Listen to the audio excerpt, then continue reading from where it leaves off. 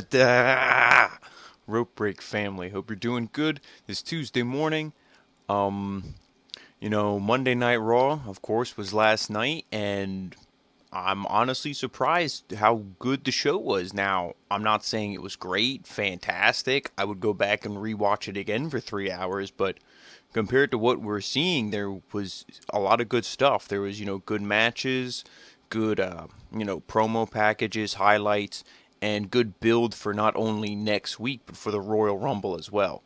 But before we get into the review for the show, I just want to thank, all of our new viewers. If you're new to the channel, again, thank you all for joining us. And if you've been here for a while, we appreciate you all as well.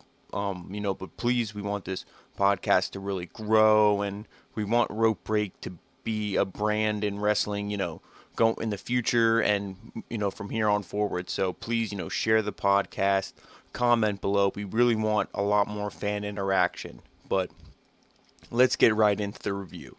So Raw opens up, Orton comes out, and he calls out AJ Styles to the ring.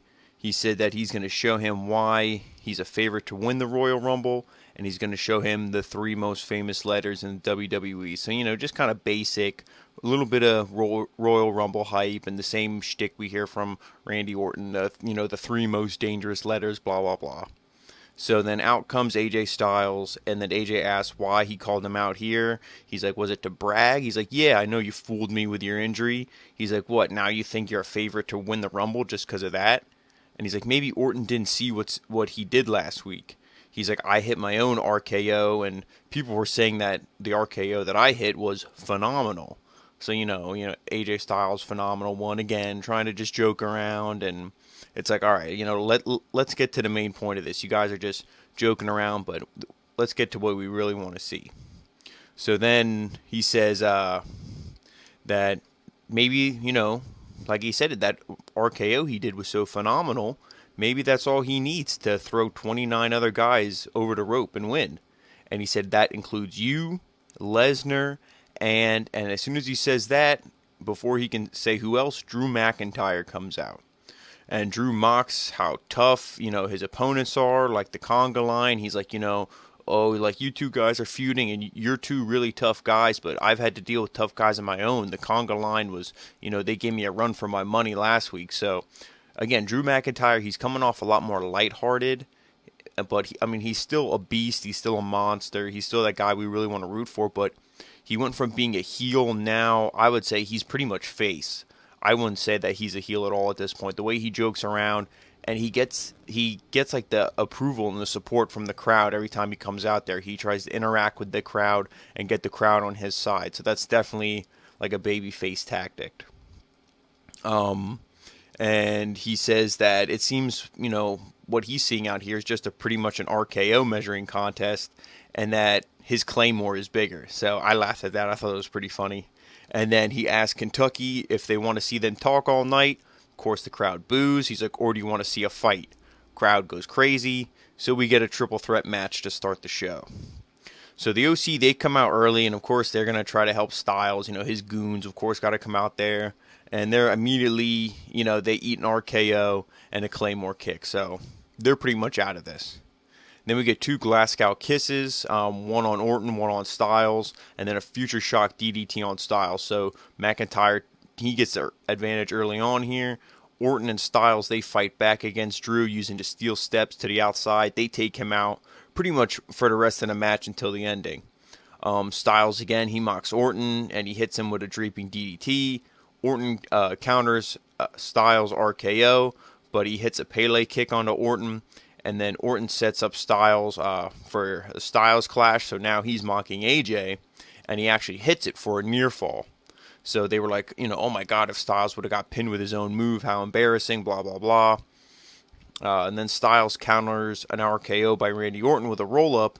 But then, of course, Orton kicks out, and then he's able to hit the RKO onto Styles. So at this point, you're like, if you know anything about wrestling triple threat matches, Drew was out, like I said, for this while, and Orton hits the RKO, and I'm thinking Drew's going to be popping up in the corner any second, Claymore kick, and done. And I pretty much just ran you through the rest of this match. So Randy Orton, he goes for the pin. Drew comes in, hits him with a Claymore kick, and then Drew steals the pin on Styles for the win. So, I like I said, I like Drew McIntyre. I've always liked Drew McIntyre since he came back to the WWE and NXT. His run down there, it wasn't real long, but it didn't need to be. He was main roster bound. That dude was ready. He was ready on the mic. He was ready in the ring. He had the presence, the look, everything. The dude should have been a Universal Champion already. I'm hoping that that's where they go if they're not going to use a Matt Riddle or a Keith Lee or somebody like that. You know, some people are saying CM Punk. I would like to see that at some point down the line if he's coming back to actually wrestle in the WWE. I'd love to see a revisiting of CM Punk and Brock Lesnar. But I think right now it's got to be somebody like Matt Riddle or Drew McIntyre. So, not a very long opening match, but it was still good, and the right guy won here because now you keep, Orton didn't pin Styles didn't pin Orton, so their feud can keep going, and Drew McIntyre got the win, and like I said, he needs to be the number one guy in your brand, so great match, great outcome here. And then they hyped the fist fight for later on tonight. Of course, they show some highlights of what happened before, bringing in the Big Show to team with Kevin Owens and Samoa Joe.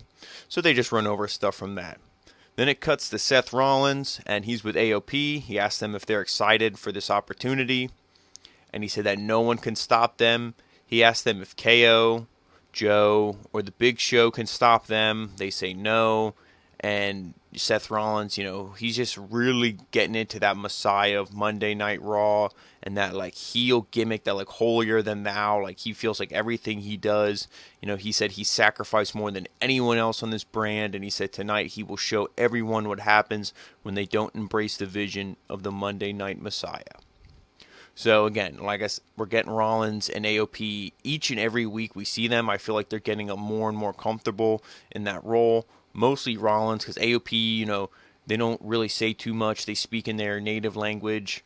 And like I said, with Rollins, he's getting more comfortable in that role. Really, he's embracing it, and I'm enjoying it. At first, it was it's nauseating how he thinks that he's a good guy when he's really not. Now he knows that, everyone is against him, and you can clearly tell, that he's a heel, but like I said, he's just really growing into this character.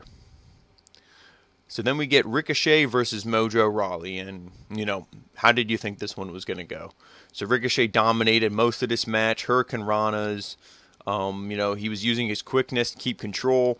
Mojo hits a big shoulder block, I think it was. He gets a little bit of offense, a little bit of control. Ricochet hits the recoil, goes up top, 630 senton, and done. So, a good showcase match for Ricochet. He's another one of those guys who, when he won the United States Championship, he should have held that thing for a long time and had some good title defenses, good feuds. Instead, they feud him with AJ Styles, they feud him with Samoa Joe, and all this other stuff. And it's you're really not doing anything. None of those two guys who I just named, those should have been monumental matches and feuds.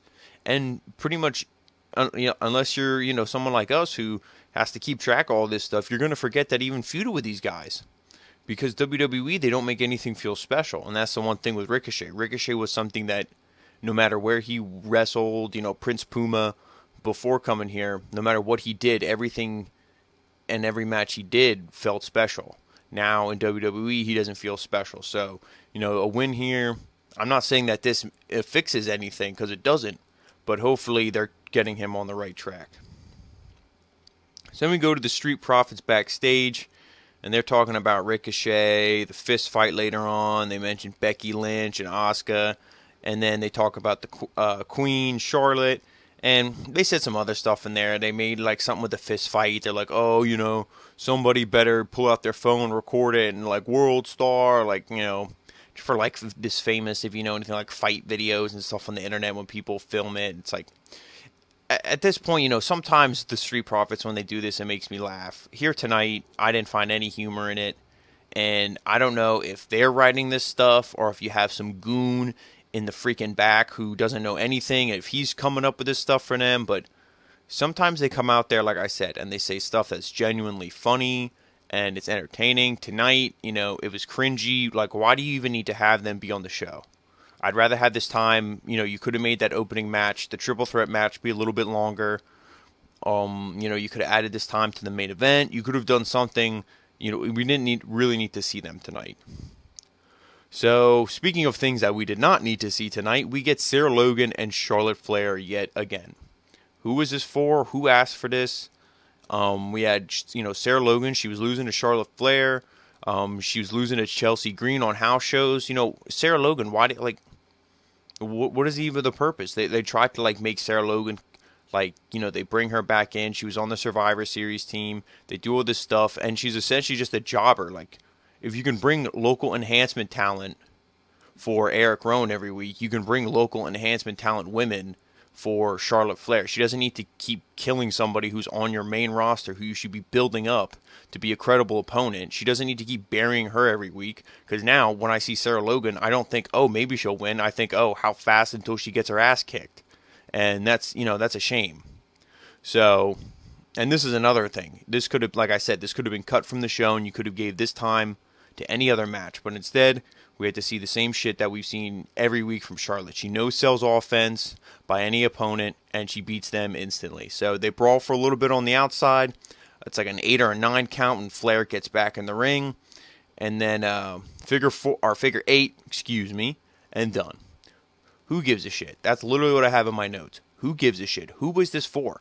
There's probably only 2 people on this planet. Well, okay, I lied.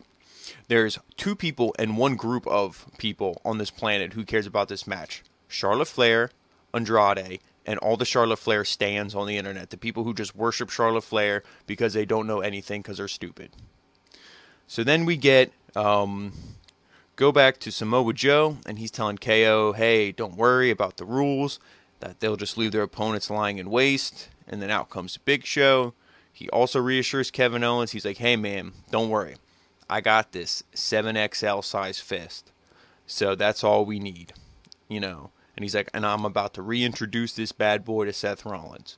So again, a little bit more hype. KO was kind of nervous, the fist fight, what are these rules? How are we going to win? What's going on here? The other 2 guys are telling him, like Joe said last week, hey, don't worry, I got a guy. Calm down. We got this, Kev. And then the same thing this week. Hey, don't worry, we got this. We won last week. We're going to be good. So then we go to, in my opinion, probably the best part of the night, I'm going to be honest with you. So Brock Heyman. Brock Lesnar and Paul Heyman come out. And Heyman, he's mocking the southern accent of the people of Kentucky. And, so then they're booing the crap out of him. And then he goes to start his whole spiel. My name's Paul Heyman. And they're saying it along with him. He immediately stops and he's like, you people are so stupid. I come out here, I cut you up, I make fun of you for being Southern hicks. And then you're going to talk along with me? He's like, you people are so stupid. So then they really start booing the crap out of him. And at this point, like I said, we always say in the podcast, we don't know, does WWE crank the volume a little bit to make the boos and everything sound bigger than it is? I hope not, because they were really booing the crap out of him. I hope the crowd was really getting into it, because that's what I love, when the crowd is lively, and a crowd can make or break a segment, a show, a match, anything. And the crowd, I think, is what made this segment good. So, the crowd interrupts. They chant, you suck, when he's introducing Brock Lesnar. And then Heyman and Brock, they're like, screw this. So they leave the ring, and they kind of stop at the ramp. They're talking a little bit. Heyman says, my client does not suck. And then they go back into the ring. The crowd boos the hell out of Brock again. Like I said, they're really, really against him. The crowd was really lively for this segment, which I think, again, made it better for me. So then Heyman's like, let's start over. Then the boos really, really start to pick up here. And he talks about how Brock is going to enter number 1 at the Rumble, and he's going to eliminate everybody, how he's going to win. And then Heyman talks about how a streak is going on, and he's like, no, not that streak, because my client and I already broke that streak. So, of course, he's talking about The Undertaker, getting a little bit more heel heat, crowd booing that. I was like, ooh, that was a good one. I hate that Lesnar beat Undertaker at WrestleMania 30, but, it's one of those things where it was a good jab, a good way to get that heat in there. And he said, but the streak that Heyman is talking about is the streak of how all of Heyman's predictions become true. And he said the reason why all of my predictions do come true is because they're executed by Brock Lesnar. And then he said how Brock won't just eke by in the Rumble. He won't just squeak by, barely win, barely come out alive. He said he's going to eliminate and dominate and everyone in the Rumble, and only the truth comes out of Heyman's mouth. So when he says that, who comes out? Our freaking Truth. And I'm like, what is going on at this point? So our Truth comes out, and he said that he's glad that Paul called him out, and he said that Brock may be the favorite, but our Truth said his childhood hero, John Cena, taught him to fight and never give up. And then for the first time ever, the 24/7, 48/7, I-95 South, European television champion, our Truth, will be in the Royal Rumble. And he said that it's not about the size of the dog in the fight, but the size of the fight in the dog. And he said how Brock may be a big man. Or no, he said he knows how he may be a big man, but he's going to be going over the top rope. Paul Heyman. So our Truth, the whole time, he thought Paul Heyman was talking about himself. So that's why Truth came out and he's like, yeah, I can kick this guy's ass in the Rumble. And then Heyman's like, and Brock at this point, like, you can just see his face. I don't know if Brock was maybe supposed to try to keep a straight face or what was going on. He was laughing harder than probably anybody in that arena. He was just laughing his ass off at our Truth.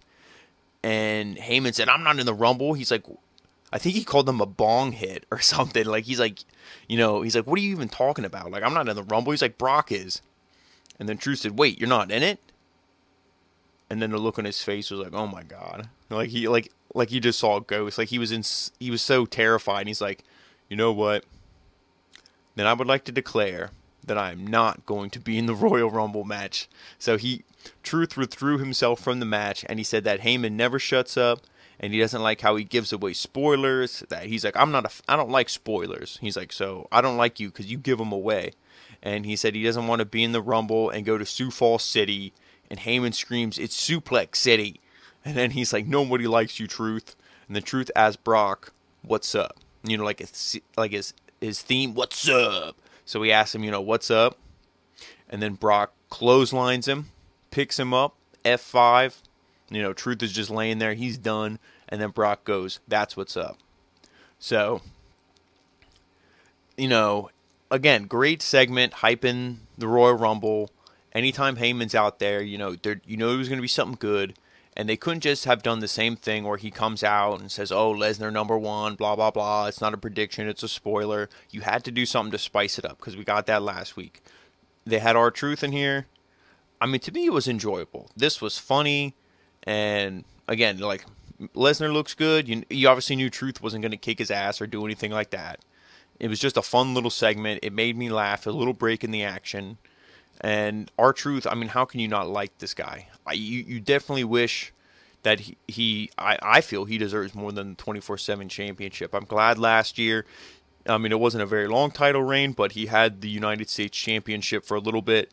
And, he deserved it. He deserves a run with another championship. I wish they would just get rid of the 24/7 championship, put him in a tag team, do something with him because he deserves legitimate gold, just because he's comedy gold. Like the dude is funny, but he can also wrestle still. And, I'm sure he has a lot to give because they haven't been using him in how many years, so it's not like his body's beaten down. So definitely do something better with our Truth. I feel everything he's done with this championship, he deserves at least that. So then back from commercial break, of course, our Truth is selling the effects of the F5. Refs and officials are carrying him to the back. Mojo Rawley comes out, attacks him, pins Truth, and wins the 24/7 championship. Do you care? Neither do I. So then backstage, Charlie, she's talking to Lashley and Lana, and she asks them about the wedding. Lana starts freaking out. Lashley's just like, looks at her like, shut the fuck up. Like, and I like this. I like this dynamic where Lashley's kind of he's not just so easygoing with Lana, where Lana just screams and he just sits there and just absorbs it all. Now he's like, he's getting angry with her. He's getting annoyed with her. And I think that's going to be the dynamic.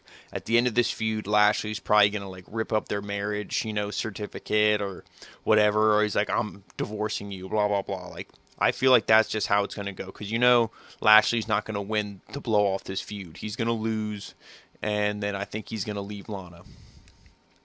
But Lashley, he kind of calms her down and whatever, and then he asks Charlie if she liked the wedding, and he goes over all the good from the wedding, but he asks her if all she's thinking about is what went wrong. And then Lana goes through all the events of the wedding, all the bad things, how their exes came out, Rusev, and then Liv Morgan. Lana goes through the events. Like I said, she goes through all that stuff. But then she said her and Bobby made some New Year's resolutions, and one is that everyone, including Charlie, is jealous of them, and two is that they will crush Rusev. So then we go right into the match with Lashley and Rusev, and I mean, to comment on that segment, like I said, the only thing I really like is I just feel like there's going to be a dynamic where Bobby Lashley, he leaves Rusev, leaves Lana at the end of this thing. Because that's the only thing I got from this. And a little bit the week before when he told her to shut up in the ring, you just get the dynamic where it's like he's going to get so fed up with her, like how Rusev did when Rusev was like, do I want to find another woman like Lana? Like, I can't even stand you. Why would I want to find another one? And I think Bobby Lashley is going to be in the same boat at the end of this. So going into this match, a spinning heel kick from Rusev, or by Rusev for a 1 count. Some back and forth. Both men beat each other down, sending each other into the corner. Rusev looks really intense, and he's really laying big, strong kicks and strikes into Lashley. Suplexes by Rusev. He's finally taking control. He's taunting Lashley. Cannonball in the corner for 2. Lashley thumbs Rusev's eye, and this is where Lashley starts to mount an offense. Big spear by Lashley on the outside. He dominates, takes control. But Rusev sends him into the corner, fights back. A huge belly-to-belly suplex on Lashley. Machka kick. And at this point, Lana, she distracts Rusev. And then a double clothesline leaves both men lying down. Out comes Liv Morgan at this point. And then her and Lana, they start yelling at each other. And they start kind of grabbing each other, brawling. Lana grabs a soda from, I assume, a plant. If it was a random fan, I feel bad for him because he probably paid $8 for that cup of soda. So she grabs it, throws it in Liv Morgan's face, slams her into the barricade. As all this is going down, Rusev, being the dumb baby face, is just, huh? He's watching what's going on. So he eats a spear by Lashley for the 1, 2, 3. So again, continues their feud. Unfortunately, I wanted this thing to blow off at TLC. Then we, of course, had to get the wedding and everything else that's following. The feud is still going, what it looks like to be strong. There's a little bit of pieces here and there. Nothing really tonight besides, like I said, Lashley turning on Lana at some point. I'm really hoping. But, there's really nothing else going on with the story. You included Liv Morgan. You were trying to rebuild her, into something cool. And then you bring her back for this, so she's essentially dead on arrival. Bobby Lashley, like I said, he can maybe come out better from this. Rusev, the only way Rusev can go is down. There's no way Rusev is coming up from this feud. Like I said, there's no way he's going to be better, when this feud is over. The only reason he would be better is because he won't be involved in this garbage storyline. But it's not like after this feud is over, he's going to get a or a WWE Championship match or anything. So I'm just waiting for this thing to be over. Hopefully, the longest it goes is WrestleMania, but it needs to be over soon. They'll probably eliminate both these guys will probably eliminate each other in the Royal Rumble, and then that's what will lead it to WrestleMania. But it just needs to end. So then afterwards, we get Lana. She challenges Rusev and Liv Morgan to a mixed tag match.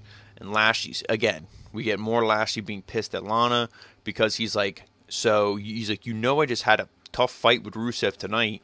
Now I have to fight him next week along with protecting you because he knows Lana can't wrestle. Lana screams at him and then she's like, I don't care, blah, blah, blah. And pretty much just like she wants what she wants and she gets what she wants. So next week we're getting the mixed tag match. So the only thing I'm excited for here, I'm excited to see Liv Morgan wrestle. She's been out for a while. I just wish she wouldn't look just like a normal blonde Barbie doll like everyone else. I was hoping they really would have rebranded her, did something with her. And instead she looks just like Liv Morgan in street clothes. But not even street clothes because she's all dressed up in some hot looking secretary or something. Like, I don't know what their plan is with her, but like, it's not a good plan. So then after that, we get the Viking Raiders. They issue an open challenge because WWE, they can't book a tag team division. Like I said, you have people like R-Truth and stuff. You can make tag teams, and you have the Street Profits. Again, not that we want to see the Street Profits and the OC and the Viking Raiders feud all the time, but if those are your only three teams, I don't know, do something with it. And maybe combine the tag team divisions from both shows, because between Raw and SmackDown, you really only have one show's worth of tag teams. So that's a viable option, but they just need to do something. Instead of getting the OC getting their ass kicked in the first match, never to be seen again, and then the Street Profits, again, cutting some cringy, stupid promos nobody cares about, we just get the Viking Raiders having to issue an open challenge. So, who comes out? Do we get a returning team? Do we get, like I said, maybe like two singles guys put together who aren't really doing too much? No.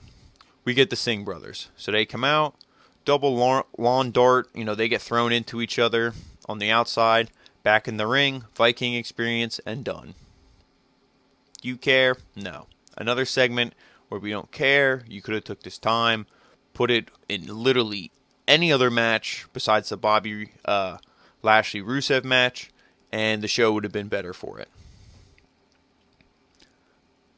And then Rusev and Liv are backstage. I don't know, maybe this match was just so they could, wherever they had the camera filming, they could just like rush off Bobby Lashley and Lana, and then they could get Rusev and Liv Morgan. Maybe that's why they just had this little Viking Raiders match, so they could, like I said, clear the area.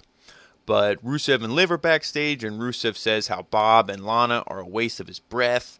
And Liv says how she is the embodiment of karma, and karma is not only a goddess, but a bitch, and how they accept. Again, I'm not going to keep reiterating what I'm saying over this feud, and this matches, and everyone involved. I just want to see it over. So then, we get the contract signing between Becky Lynch and Asuka. So the King is in charge of this. I'm never a fan of WWE contract signings. I can't tell you the last time I saw one that, this was a good contract signing. NXT does them good. AEW's done them pretty good so far. This one wasn't awful. WWE has definitely done them way worse, but it really didn't do, too much for me for the contract signing itself. It was pretty much just what happened afterwards. So Becky comes out first. Crowd is really behind Becky. King gives her a mic, but she doesn't really want anything to say. She just sits down. So then the King introduces Asuka, and Asuka comes out. She has Kairi Sane, and she calls Becky an idiot because, like, Juan is always there to translate the Spanish. I'm there to translate a little bit of the Japanese. She kept calling her Baka, idiot in Japanese. Kairi Sane, she comes out with Asuka as well. She has her, like, little umbrella, and she's poking Becky with it. We're like just trying to get under her skin, pissing her off. Asuka signs the contract first, and then Becky signs it, and she says, "May the best woman win." So then at this point, Asuka spits the green mist in her face, and the Kabuki Warriors obviously leave the ring. And Becky was really, really selling the effects of this mist. She was screaming. They even cut the volume or the audio at one point, so who knows, maybe she was swearing. But she was really selling the effects and the sting, everything of this green mist. And she said she wants a mic. Give her a mic. Give me a mic. And when she gets the mic, she said that when they give you money and they give you fame, it's all poison. And her veins are full of it. And she said that Asuka is the most dangerous woman she ever faced. And she said that when someone puts their hands on her, they raise her to a badness, or they raise a badness in her. And she said that she doesn't care if she's going down at the Royal Rumble, because if she is, she's going to take Asuka with her. So, like I said, I really liked the effects of Becky selling the green mist. I feel like, again, like Charlotte no sells anything. Charlotte was more pissed that she got green mist in her face. Becky was actually selling it like she was in pain, which is how it's supposed to be done. And, now she went from being terrified of Asuka to now she wants to kick Asuka's ass, and she doesn't care if it's the last thing she does. She doesn't care if she goes down in a blaze of glory because she knows she's taking Asuka with her. So, again, the contract signing really didn't do too much. At least nobody really got choke slammed or power bombed or whatever through the table. That I appreciated. And then here we get some highlights from Andrade and Rey Mysterio from last week, and the beatdown, afterwards when Rey was able to take his mask back. So then Zelina goes over everything Andrade's done, and she said how much of a man he is, and how Rey's a criminal and a disgrace to Latinos everywhere. And Andrade, then he's speaking in Spanish, and he says pretty much the same thing, how he's a disgrace to Latinos and a disgrace to his son Dominic, and he's like, I'm going to retain my championship and retire Rey Mysterio. So then we go to Rey Mysterio, and he says how he's not a criminal, and who do you guys think you are to call me not worthy of representing Latinos? And he said, I'm worthy of representing them. And then he talks about how they mentioned his son. He talks about how Andrade attacked Humberto, and Rey said he loves the idea of a ladder match, and he's willing to sacrifice it all and shave years off his career for this, and he accepts. And he said next week he won't only win back the championship, but he's going to take it from Andrade.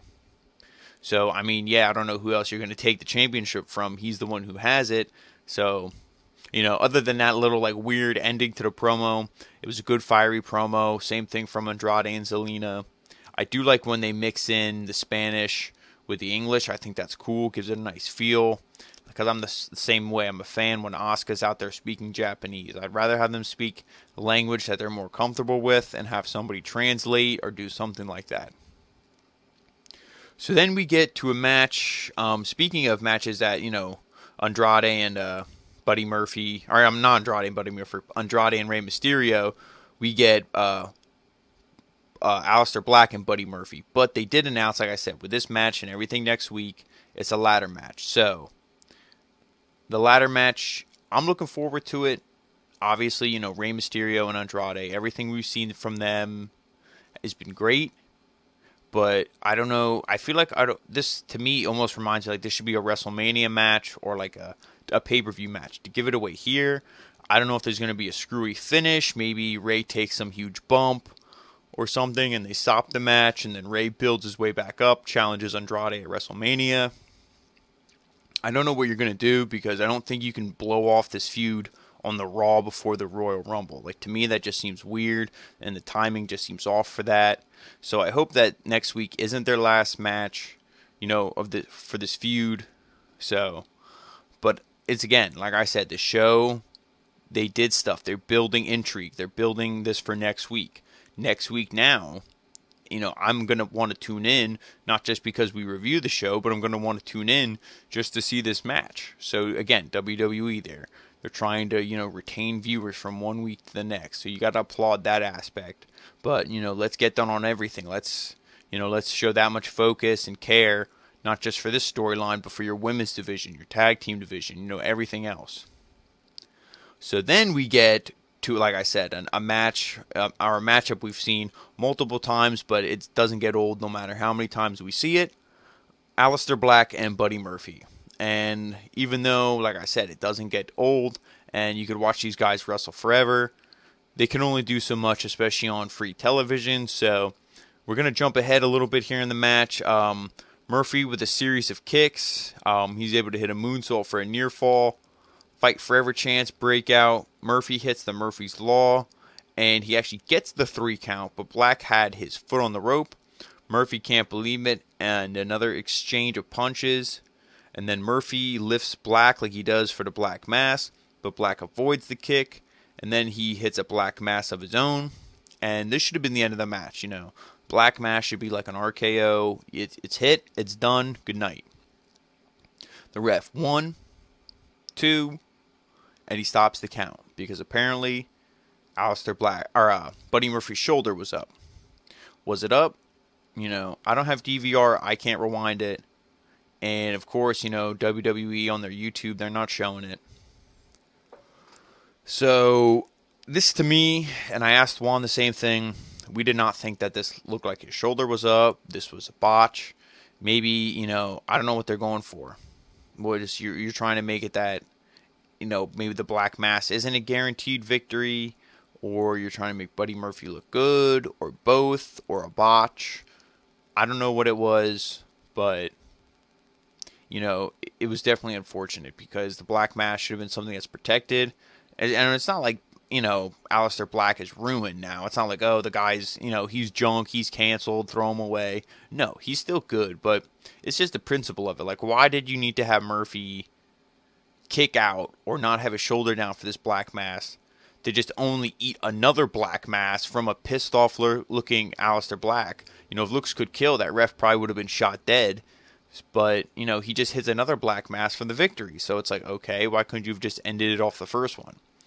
But a great match nonetheless. And again, we get a second week in a row where there's a botched, screwy, messed up finish to a fantastic match.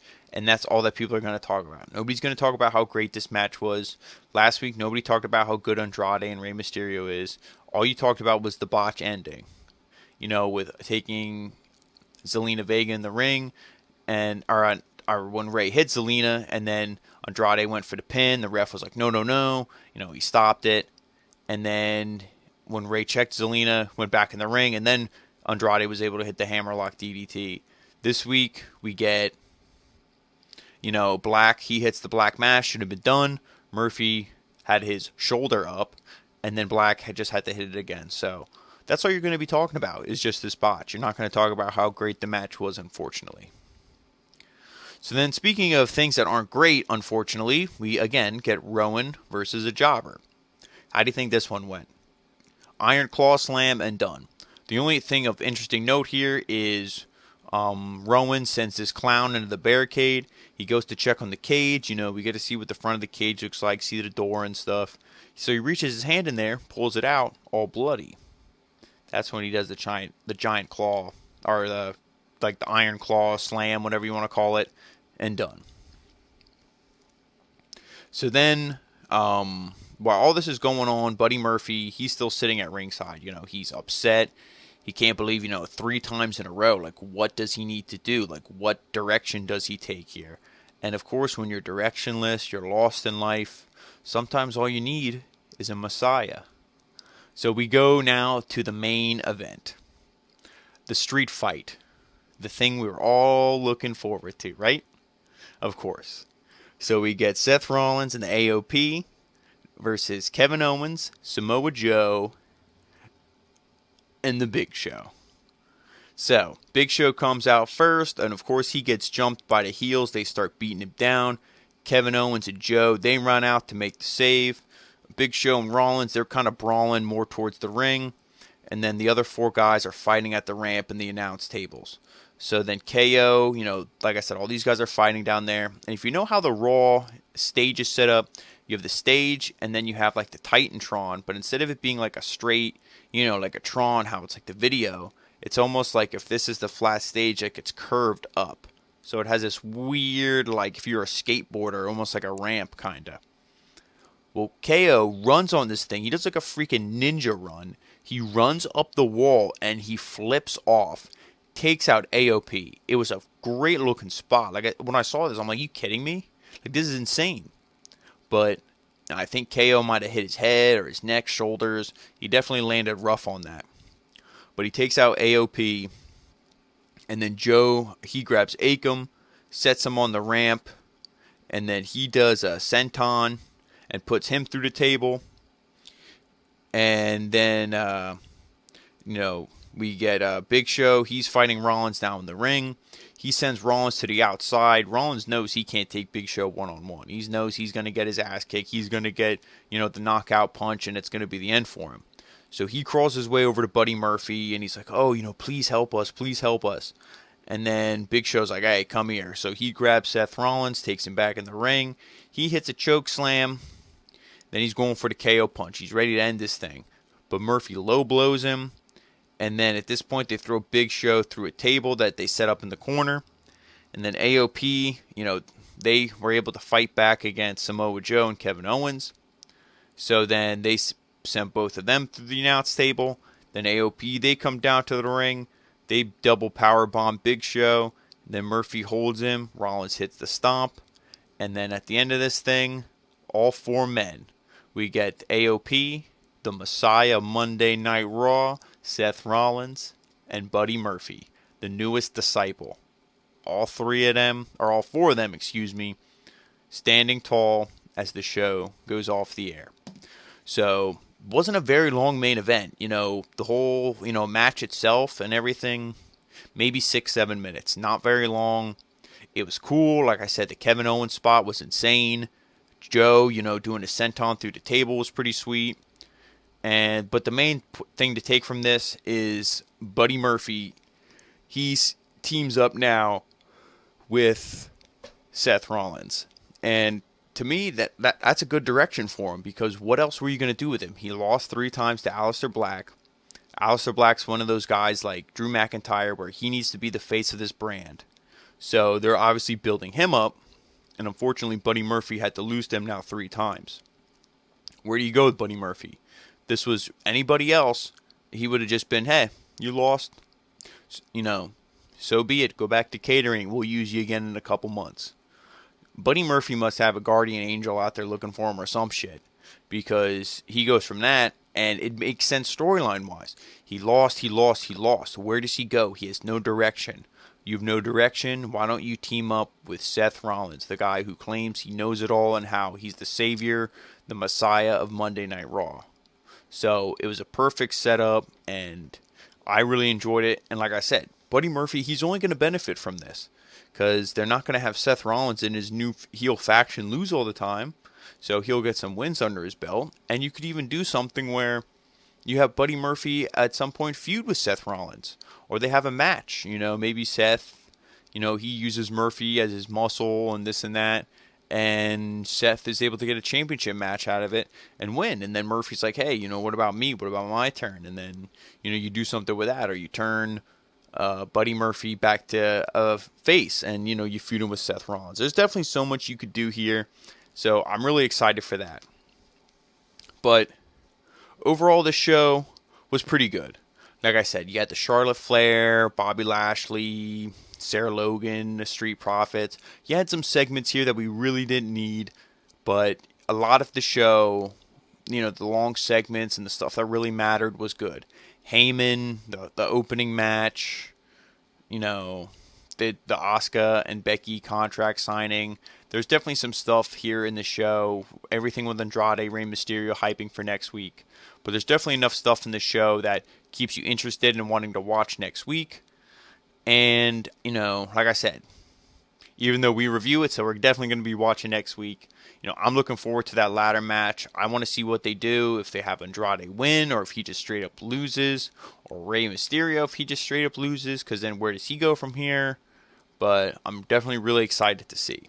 So, guys, thank you so much for watching. We always appreciate, you guys checking out the videos and, of course, sharing them, liking, comments. And again, like I said in the beginning of the video, if you're new here, thank you so much for joining the channel. If you've been here for a while, we love you, being a part of our family. And like always, we're going to have NXT, AEW, Smackdown, and, we'll maybe try to cook something up for you this weekend. But we have a lot of stuff going on, the rest of the following weeks. Next week is, of course, the Royal Rumble, everything like that. Maybe we'll get some previews and predictions for the Royal Rumble, because the card is, kind of shaping out here pretty good. Maybe we'll make some predictions. We can say, if we think Andrade and Mysterio is going to be a screwy finish, if we think that'll be booked at the Rumble, or what. But we'll definitely, have something for you this weekend. So, again, guys, thank you so much, and follow us on all the social media. You can see it beautiful on the screen template here. We have everything listed, and we have all the links below. If you haven't seen, check out Wrestle Kingdom. Of course, all the reviews and stuff from last week. Takeover Blackpool 2. We do it all here. Juan has Impact, Hard to Kill. Like I said, if it's a show and you want us to do it, let us know, and we'll do our very best to try to get it done for you guys. So, again, thank you so much for watching, and we'll see you next time.